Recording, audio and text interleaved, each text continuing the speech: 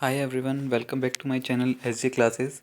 I hope everyone has gone through my previous videos also. If not, then please see my previous videos also so that you can know how to solve the questions of the GATE architecture and planning and what type of questions are covered under the GATE. So let's see. Today we will cover question number 30 to question number 40. So these are the 2 marks question. So let's start the video. So question number 31st. Match the various type of impurities present in water in group 1 with the appropriate water treatment process given in group 2. So there are two groups given. In group 1 there are the impurities present in water, and in group 2 the water treatment process is given. So we have to match what type of impurity is treated in the group 2. So fine suspended particles, pathogenic bacteria, color, odor and taste, and floating matter as leaves. So these are the impurities given, and water treatment processes are aeration, plain sedimentation, sedimentation with coagulation, screening and disinfect. So all these are process related to the water treatment process. So let's see. P is fine suspended particles. So fine suspended particles are processed in sedimentation with coagulation process. Pathogenic bacteria, it's a kind of infection, so it is disinfected in the disinfection process. Color, odor and taste is treated under aeration tank, and floated matter as leaves, these are treated in the screening process. So let's see in detail.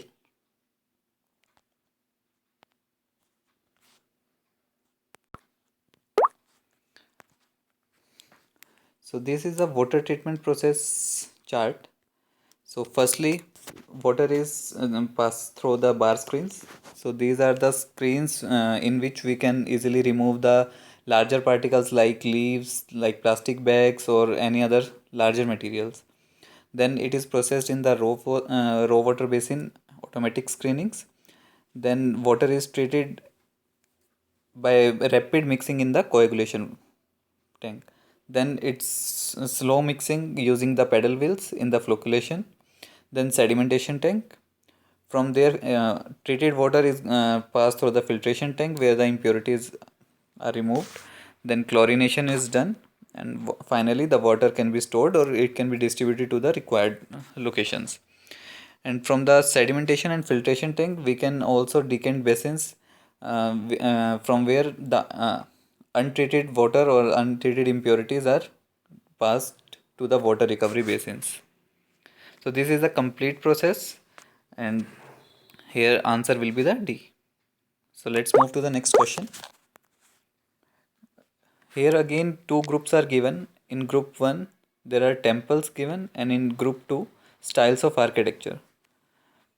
So we have to match the type of temples to their architectural style. So Badami Cave Temples, Kalugumalai Temple Complex, Aravateshwar Temple, then Chinnakeshwar Temple. So Badami Cave Temple is related to the Chalukyan style. So CP is given in the 3. Then Kalugumalai Temple, it's related to the Pandya style. Then Aravateshwar Temple is related to the Chalukyan style, and Chinnakeshwar Temple is related to the Hoysala style. So answer will be the A. So these are the pictures of the temples given. So this one is the Badami Cave Temple. This one is the Kalugumalai Temple complex. This one is the Aravateshwar Temple, and this one is the Chinnakeshwar Temple. So question number 33. Match the urban form or structure in group 1 with their respective proponents in group 2. So in group 1 urban form is given, and we have to match who is the proponent of that urban forms. So Trabenstein state, linear city, Bloomsbury precinct, and radiant city are the urban forms or structures, and we have to match with the proponents. So if you know the meaning of the Trabenstein state, it's a kind of the satellite towns separated from the main city. So it is proponent by the Ernst May.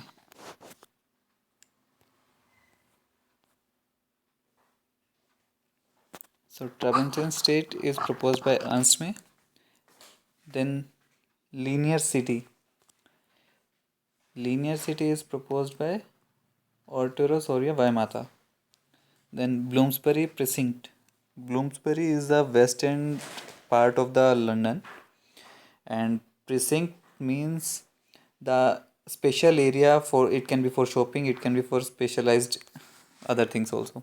So Bloomsbury precinct is proponent by the Patrick Abercrombie, and Radiant City is proposed by the Le Corbusier.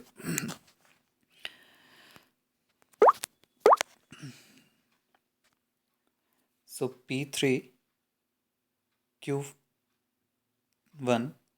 so answer is C. So if you see this diagram, it's related to the Trabenstein state. So this is the main city, or we can say main state. Then these are the small satellite towns originated from the main town. So a series of satellite towns on open land outside the build-up limits and separated from the city proper by the green belt. So main city, it's separated by the by using the green belt. So this one is a Trabenstein state, and it is proposed by the Ernst May. Then linear city. Linear city is the city which is developed along in a linear form, and it is developed along a line. So its plan, you can observe that the city is developed along a linear line. Like Mumbai is also a linear city. Then the Bloomsbury precinct. Bloomsbury is a district in the west end of the London, and precinct is a special area of a shop in a town where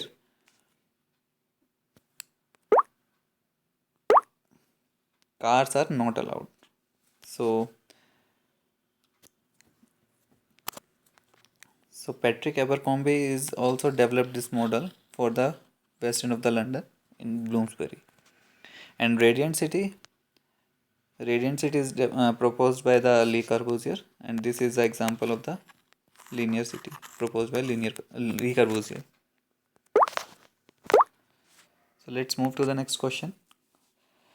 Match the elements in group 1 to their description in group 2. So one figure is given to you. I hope everyone can observe this figure also.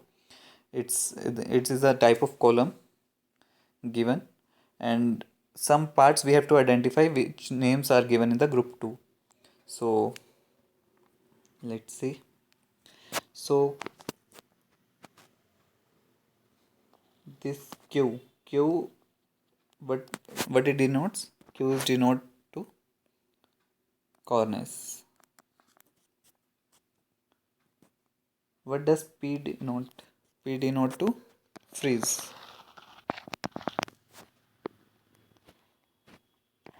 R is a stibulate. If R is given in this location, if this location is the R, it will be the stereobate. Sorry, it will be the stereobate.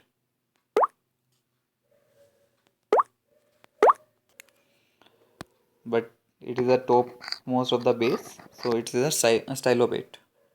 And what is the S? S is the abacus. So P5 Q1 R2, so answer will be the D. Let's see the main figure. So I hope it will be the helpful to you to understand the various parts of the columns. These are generally taken from the door recorder. So the topmost part is a archoterion, which and pediment is consist of the archoterion and the cornice. Then then the other part is the entablature.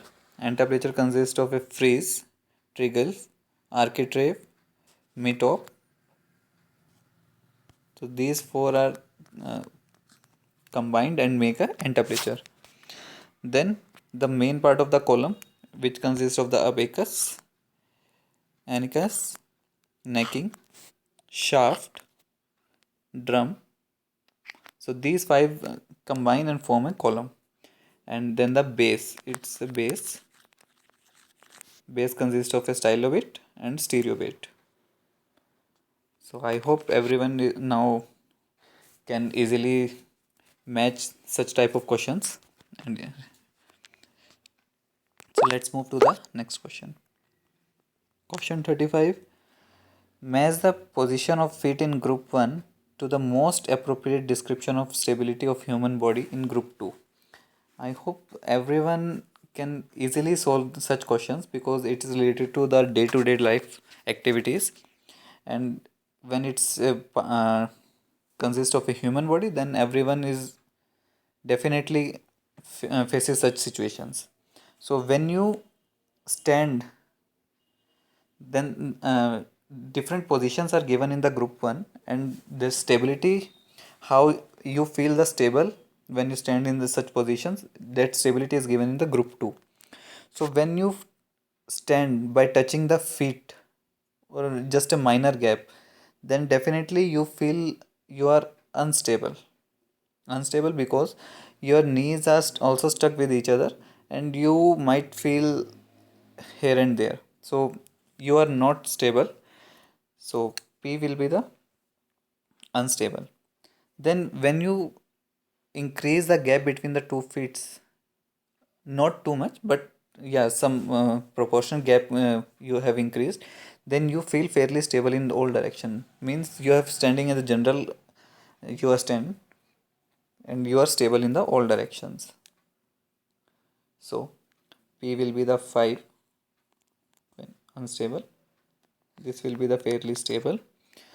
And when you stand in a feet, just in a line, 1 feet above, before the another feet, like you have pulling some kind of heavy vehicles, or you are also I hope everyone has participated in tug of war.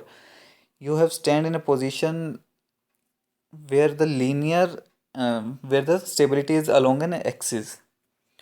So and that stability is known as stable anterior posteriority. So this one is the stability anterior posteriority. And when you stand in a lateral form, then you have feel like a lateral stability. So P will be the 5, Q will be the 3, so R will be the 1, and S will be the 2. So answer will be the B. So question number 36. Match the buildings in group 1 with their corresponding structural system in the group 2. So in group 1 their building names are given, and in group 2 structural systems are given. So when you read the names of the building, definitely suddenly you have come suddenly you, in your minds, the image of the building comes, then only you can easily identify the structural system of the buildings. So if you do not know any of the buildings, then please go through these buildings. I have also mentioned in the next slide, but please go through once at least from these buildings, so that in future when their names comes, you can easily know which buildings we are talking about. So Empire State Building, New York, USA. John Hancock Center, Chicago, USA. Taipei 101, Taiwan. And Sears Tower, Chicago, USA. And trusses are given: truss tube, bundle tube, tube in tube, outrigger frame, and shear truss. So let's solve. So I hope Taipei 101, Taiwan, everyone has seen this building. If not physically, then definitely on the Google you have seen such building. So type I 101 is consists from the outrigger frame. John Hancock Tower. John Hancock Tower is consists of the trusses tube. Sears Tower, Chicago, USA. It consists of the bundle tube. And Empire State Building, New York. It consists of the shear truss. So let's see these buildings and discuss further. So firstly, let's see the Empire State Building. This one is the Empire State Building. So Empire State Building, it's completely based on the shear truss. Then John Hancock Tower. This one is the John Hancock Tower. It's completely based on the trusses tube. These are the tubes, and it's, if you see the structural system also, it consists of the trusses tube. Then everyone knew this type I 101. It consists of the outrigger frame. Outrigger trusses are used in this building. And fourth one is the Sears Tower, Chicago. It consists of the bundle tube. Like you see in this image, a bundle of tubes are composed in such a form that it's make a building. So this one is the one tube, second tube, third, fourth, fifth, sixth, seventh, and the lot. So these are the bundle tubes. So answer will be the D. So from up to the 36th question, there is only one answer. But after 37, after 36, 37 to 43, there are no options given. There is a question. There are 4 options. You have to select as many as correct answer. Not only one. It can be 1, it can be 2, it can be 3, or it can be all the answers are correct. So you have to select all the answers. No marking for the partial answers are given. If you have, if there are 2 answers are correct and you have marked only one, then no marking will be provided to you. So read question number 37th. Choose the correct options with respect to cycle track design as per Indian Road Congress guidelines. So as per IRC guidelines, you have to select which are the guidelines considered by IRC for cycle track. So the main width of the cycle track is 3 meter if overtaking is to be provided. Cycle tracks may be provided when peak hour cycle is 400 or more on routes with a traffic of 100 to 200 vehicles per hour. Maximum gradient allowed for cycle track is 1 in 15, and cyclists should have a clear view of at least 80 meter. So as per IRC guidelines, minimum width of a cycle track for 2 lane is 2 meter, which means single lane is consist of 1 meter, but in case of overtaking it is 3 meter. So A is correct. Cycle track may be provided when peak hour cycle traffic is 400 or more on routes with a traffic of 100 to 200 vehicles per hour. It is also a guideline by IRC, so it is correct. And it's also 400 or more. When 400 or more vehicles are on road, then separate cycle lane should be provided, considering the 100 to 200 vehicles, motor vehicles per hour are using that road. Maximum gradient allowed for cycle tracks is 1 in 15. It is not correct. Maximum gradient as per IRC guidelines is 1 in 30. In rare of the rarest cases, it can be 1 in 25 or it can be 1 in 20, but not 15. So it is incorrect. And cyclists should have a clear view of at least 80 meter. It is also not correct. As per IRC guidelines, a cyclist should have a clear sight of at least 25 meter in normal situation, and in case of gradients like 1 in 40, then minimum it should be 60 meter, not 80. So A and B will be the correct answers. So let's see the IRC guidelines. So width of pavement, as per IRC guidelines, width of pavement will be for 2 lanes it's 2 meter and 3 meters for overtaking when overtaking is provided, and Beyond that, if you are adding any lanes, then it should be 1 meter wide. And provisions for cycle track, when we have to provide separate lanes, when there is a cycle per hour cycle traffic is 400 or more on roads with a traffic of 100 motor vehicle, but not more than 200 per hour. If more than 200 per hour, then cycle track is justified even if cycle traffic is only 100 per hour. And let's talk about the gradient. Gradient steeper than 1 in 30, it should be avoided. Only in exceptional cases, gradient of 1 in 20 and 1 in 25 may be allowed for lengths not exceeding 20 meter and 50 meter respectively. I hope everyone has cleared from this point. And for side distance, cyclists should have a clear view of not less than 25 meter. In case of cycle track at gradients of 1 in 40 or steeper, it should not be less than 60 meter. I hope I was just talk 20 meter, but it's 25 meter. So let's move to the next question. As per the Right to Fair Compensation and Transparency in Land Acquisition, Rehabilitation and Resettlement Act 2013, for which purpose can the urgency clause of land acquisition be invoked? So, as per the Fair Compensation and Transparency in Land Acquisition, Rehabilitation and Resettlement Act 2013, we have to find urgency clause for land acquisition, which can be invoked. So, as per the Act, national defense and security purposes, yes, it's covered. Affordable housing program, not covered. Industrial projects, not. And emergency or out of natural calamities, yes. So A and D will be the answer. But still, let's see what are the different clauses given in this act. So, as per the provision of this act, right to fair compensation and transparency in land acquisition, rehabilitation and resettlement act 2013. It's also known as Land Acquisition Act 2013. So it's applied for the naval, military, air force, and armed forces for infrastructure process like agro processing, industrial corridors, water harvesting, water conservation structures, government and administrative projects, sports, healthcare, tourism, transportation, or space program, or any project registered by the central government after tabling of such notification in parliament.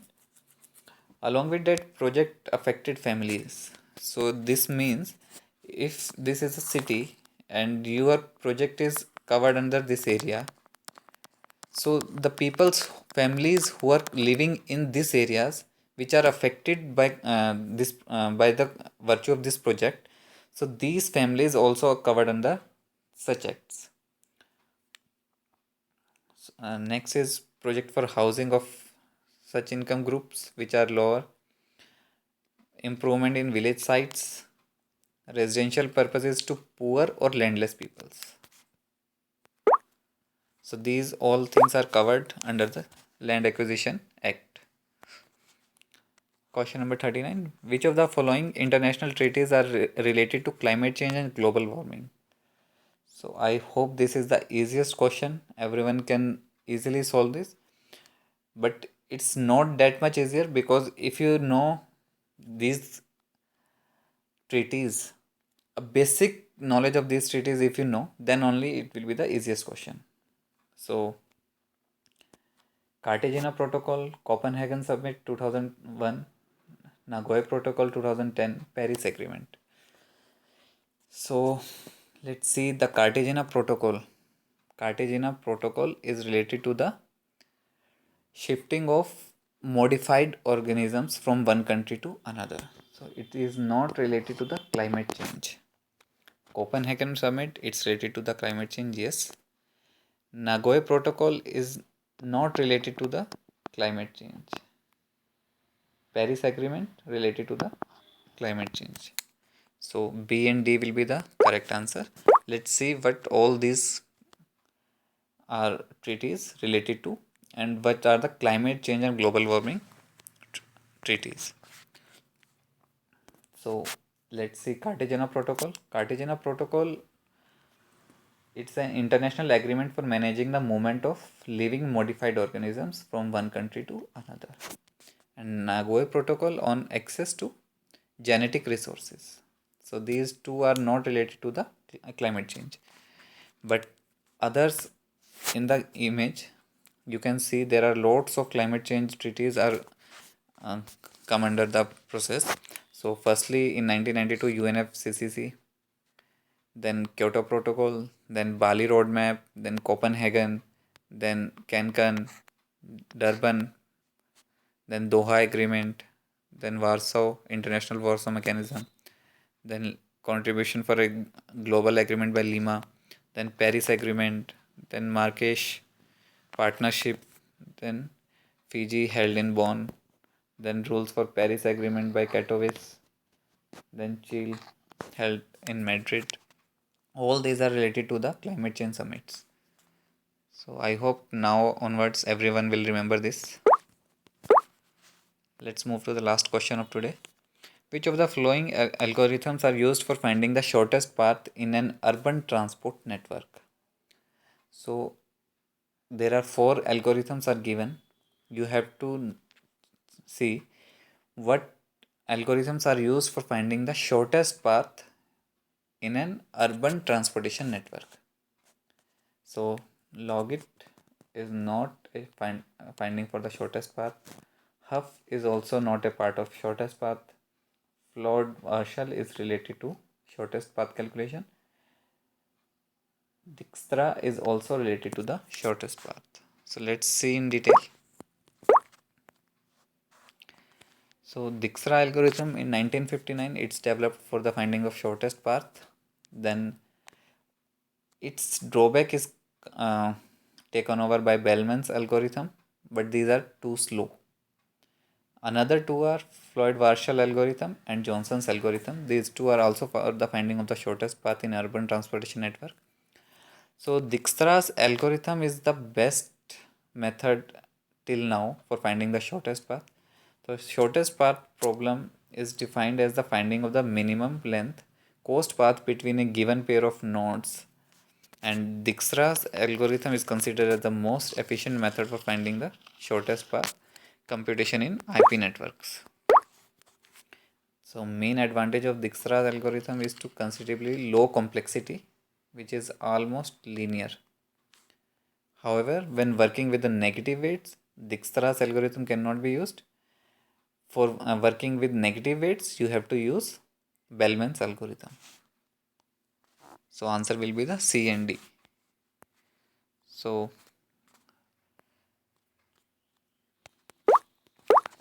this is the last question. I hope everyone liked this video. Please do comment, share, like, and also share in your groups. Subscribe my channel so that you will not miss any videos further.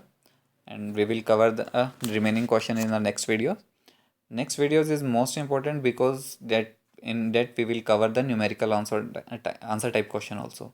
So let's wait for the next video. Thank you.